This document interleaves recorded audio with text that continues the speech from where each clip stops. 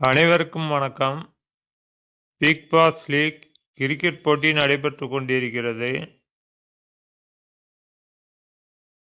இந்த போட்டியில் இன்று மதியம் 1:45 அடிலைட் ஸ்ட்ரைக்கர்ஸ் ஹோபர்ட் ஹரிக்கேன் இரு அணிகளுக்கும் போட்டி நடைபெற இருக்கிறது.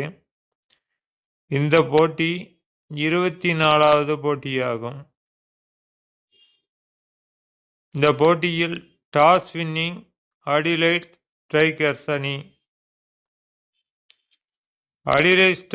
அணி முதலில் பேட்டிங் செய்தால்